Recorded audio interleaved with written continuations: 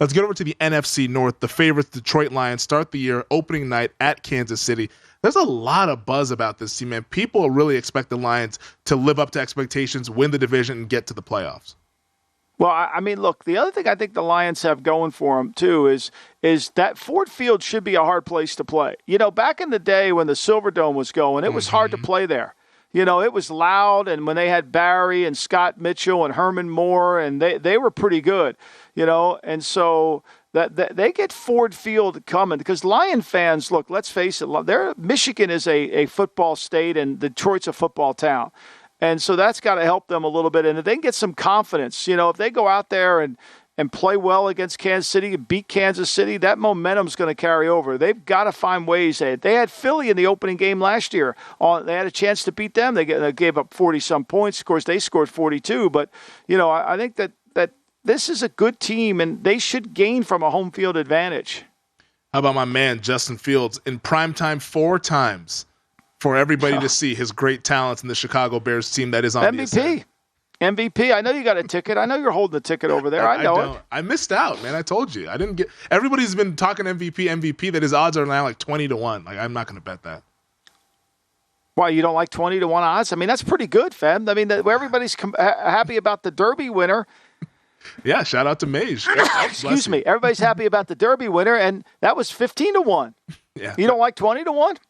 20-1 on a season-long bet for MVP on a team that has a win total of 7.5. Nah, I don't like that. Well, sprinkle some of that. Well, you're going to bet the Sixers on Sunday with you and Doc together, Aaron. You'll get those winnings. Maybe take the points. They don't have to win to cover 7.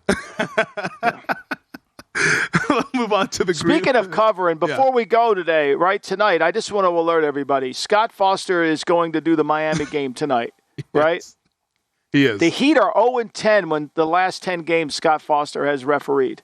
They're 1-9 against the spread. Bet cautiously is all I'll say. Just bet cautiously. Don't overextend on Miami. Don't overextend. Or maybe don't bet him at all. Well, maybe just watch because Scott's there. He's in the house, and he's there for a reason. I'm not saying what it is. Yeah. Well, he doesn't. You think he'll do the Sunday game in Phil? You think he'll do the Sunday game in Boston? Let's hope not. Let's hope not. Although that one he'll probably ref it fairly since it's a game 7. I don't think the league really cares whichever team advances out of that one. Both big markets, both of them big name players. I think they're fine either way there. But maybe the extender gives us a game 7 in Madison Square Garden. Maybe we'll get that later on Monday. The Minnesota Vikings are an interesting team just because of last year and all the luck that they had there. And that's not to poo-poo what they did, but I mean, let's be honest about it. They were fortunate in a lot of those games there. Do you think that this team can get back to the playoffs in 2023? I don't. I don't. I mean, I think they're making a move on Dalvin Cook here. It sounds like it's getting close. They've got so many cap concerns, and, you know, they start the season. You know, when you got to play some of the teams they have to play, being a first-place winner, and I know they start off with Tampa, but, you know, that last year I thought people went into Minnesota and actually played well, and that's usually a hard place to play. I mean, New England had a chance to beat them. Even Chicago had a chance to beat them there. The Giants in the first game had a chance to beat them. They beat them in a playoff game at home. Look, I think Minnesota kind of got ahead of themselves a little bit by going to the playoffs last year. I think this is going to take a little bit more time.